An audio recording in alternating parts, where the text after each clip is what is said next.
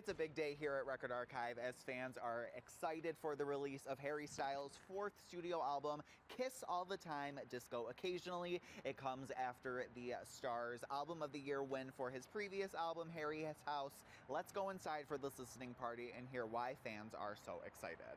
Record Archive may be the place to go, but it was the place to be Friday for Harry Styles fans. Inside the store's back room were posters, buttons, stickers, and vinyl records, all on theme with the anticipated release and anticipated listening party. We are here at Record Archive for the Harry Styles fourth album listening party. I'm joined by Natalie and Emma.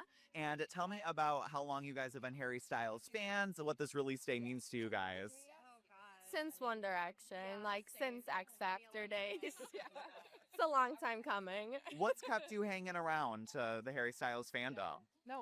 I just love Harry. Like, I don't know what it is, but like, I've literally been obsessed with him like forever. Like, I had a cardboard cutout of him in my room. Like, I don't know. We're both Aquariuses, so I guess we just like get each other. I don't know. What about for you? Yeah, mostly just the vibes, and I love how much he cares about his fans, and just like his stage presence is amazing. Yeah. This fourth album was very highly anticipated after Harry's House, the Grammy-winning album. What made you most excited for this album rollout?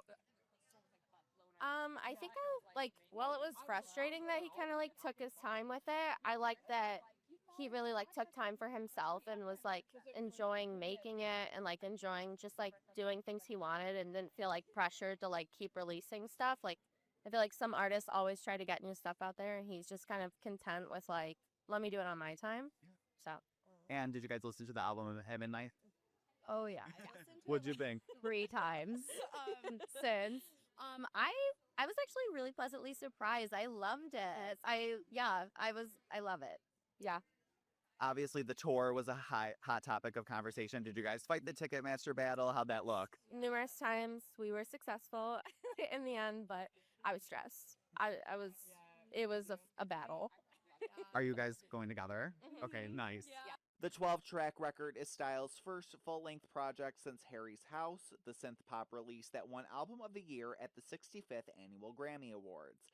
This time he's trading bright pop melodies for darker electronic club energy. The listening party is on here at Record Archive for Harry Styles' new album. I'm joined by Marieli, Gabriella, Jatiana, Turi. And it's a big day, obviously, for Harry Styles fans. We've been waiting for this album since Harry's House. How does it feel to be able to celebrate it with a bunch of other fans? excited. I'm fangirling really hard right now.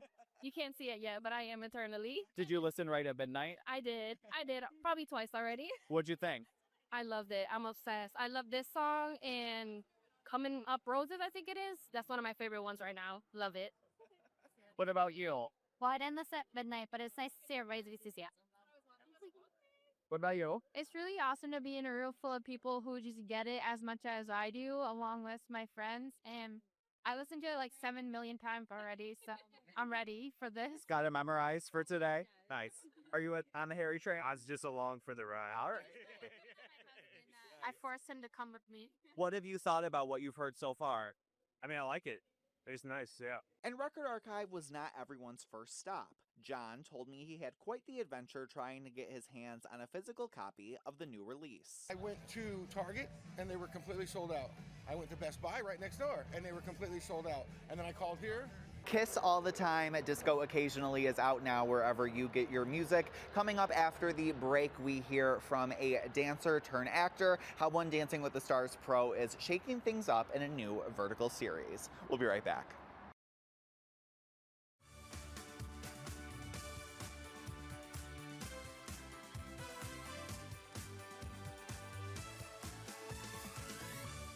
Welcome back from the ballroom to a bold new chapter. You know him from Dancing with the Stars, but Maksim Chmerkovskiy is stepping into something completely different. He's starring in Wild Science, a new vertical microdrama built for the way audiences actually watch today, right on their phones. We talked about his transition from reality TV to scripted acting, why microdramas are exploding worldwide, and what this new era of mobile-first storytelling means for the industry. Here is my full interview with Max. We're talking about the new series, the new vertical series, which is something new that people are adapting to. Jumping right in, You've been a familiar face on Dancing with the Stars and other competition shows for years. So, what made this the right moment to step into your first leading scripted role?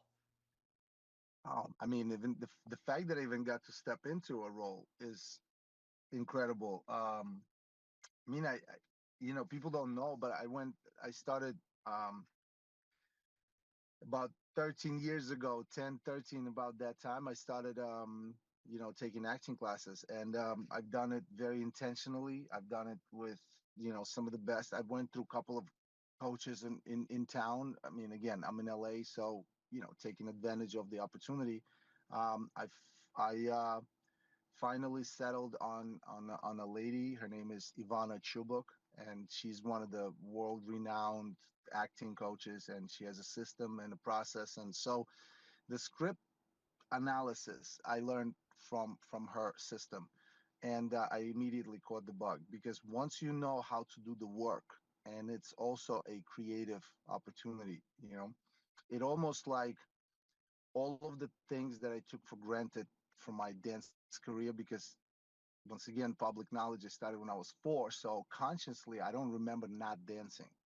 And that's a big deal, because then, you don't really know what you have. You don't really know what you holding on to when you are creative. I've never really thought about my creativity. I just did it as a job. Before that, I did it as an athlete. We had competitive sort of environment.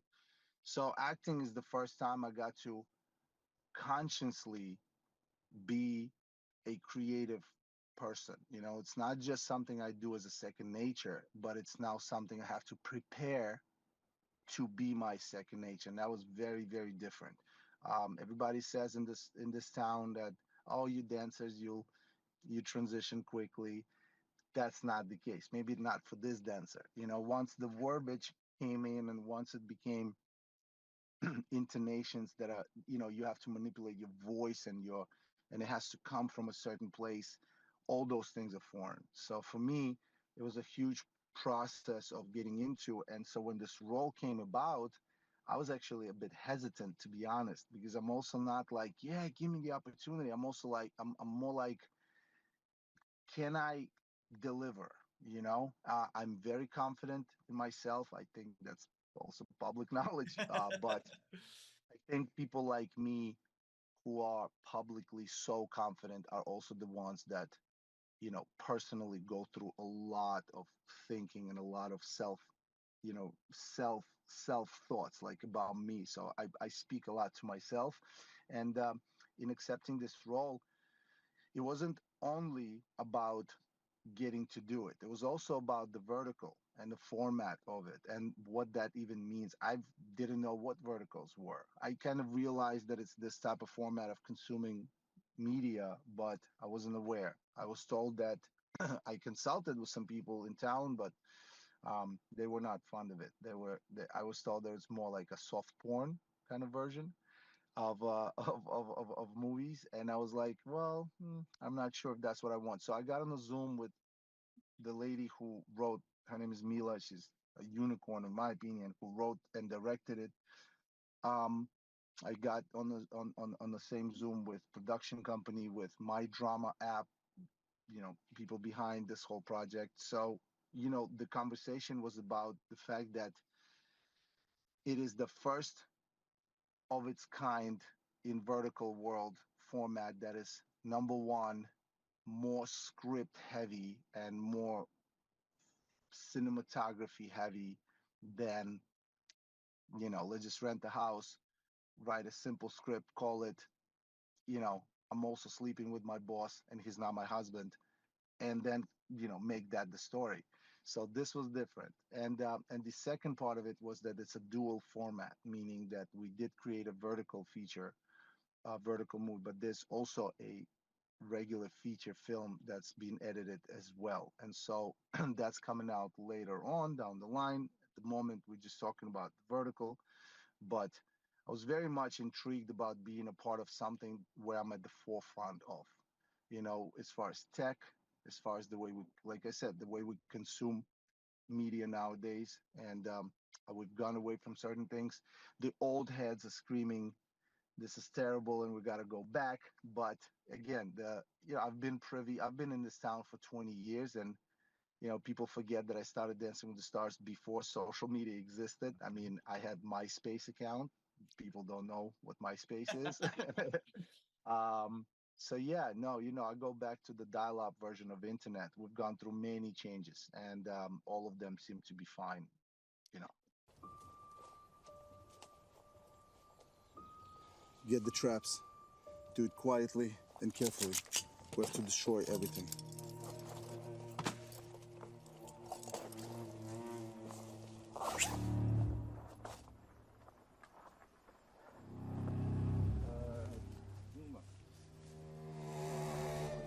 Mix up good.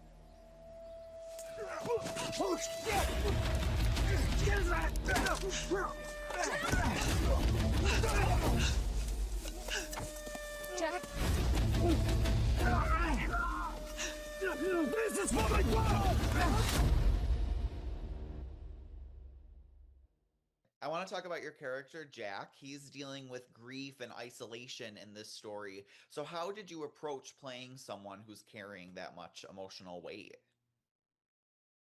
Substitutions, man. Substitutions is a technical term. Again, kudos Ivana for breaking it down so simply and so clearly. But the idea of preparing the character is not so much about this is how I'm gonna yell this out, but it's I'm being facetious, but it's more about where who is he, where is he coming from. So I had to sit and really think about how does a man end up this way and what leads him to be that. And in process of preparing that guy, I was like, wow, I mean, technically this guy is very familiar to me. He's we've all gone through loss. Maybe his is severe, but we all have losses. We all have moments. For me playing this character was like, it was all a metaphor for my life. I attached as much as I could personal things.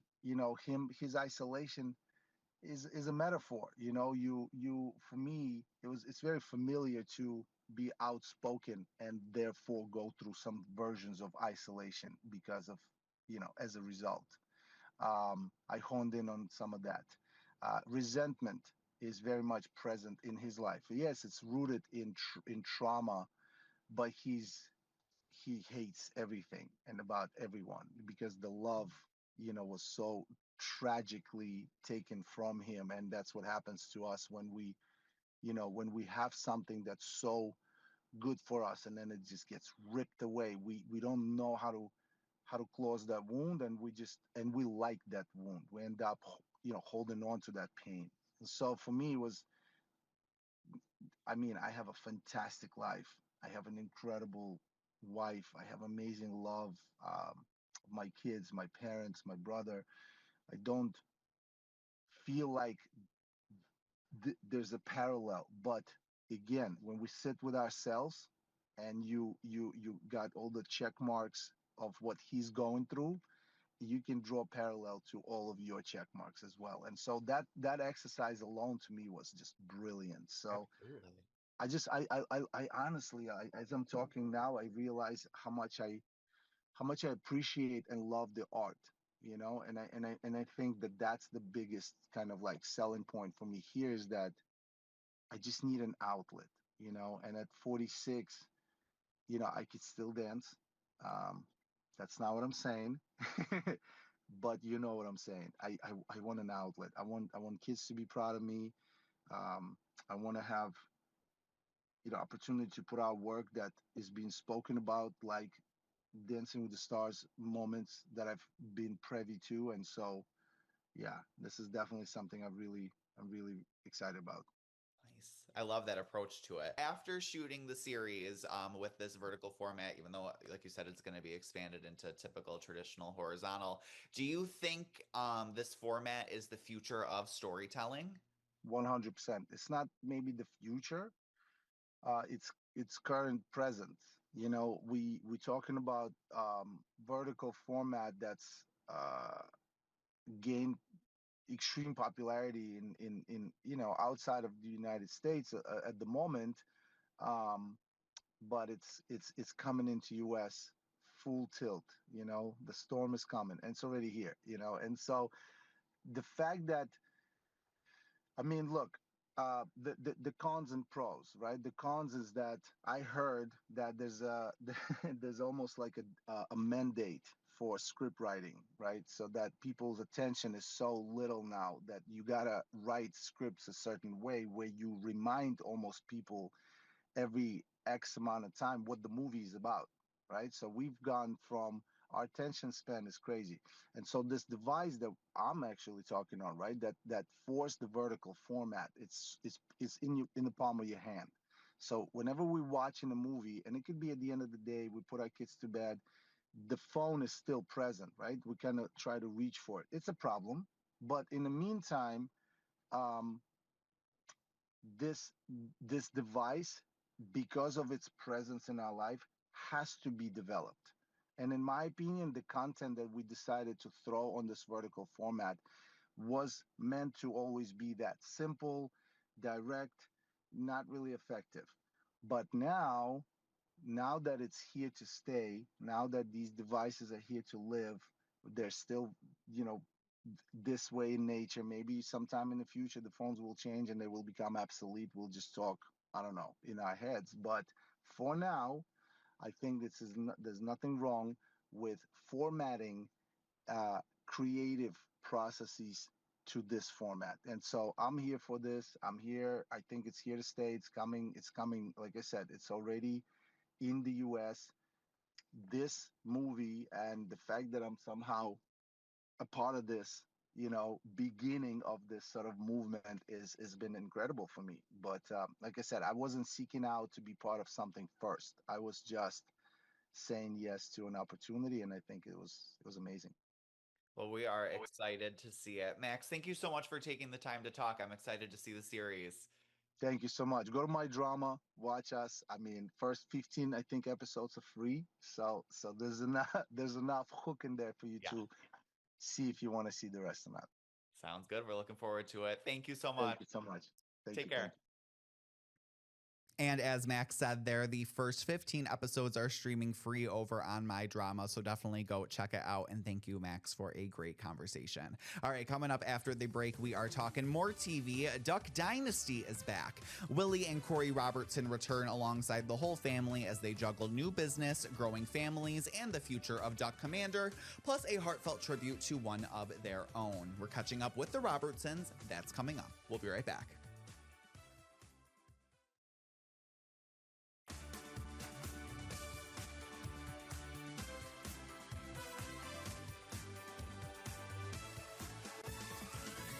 Welcome back. Fans first met the Robertson family on the hit series Duck Dynasty, where their humor, faith, and family values turned a small Louisiana business into a cultural phenomenon. Now, Willie Robertson and Corey Robertson are back, giving viewers a new look at life with the Robertsons as they juggle growing families, new business ventures, and the future of Duck Commander. And this season also includes a heartfelt tribute to family patriarch Phil Robertson. Here's my conversation with Willie and Corey. We're talking about a family that has been on TV for years now, but life keeps evolving. So when you look at this season, what feels the most different about where the Robertson family is today compared to when audiences first met you?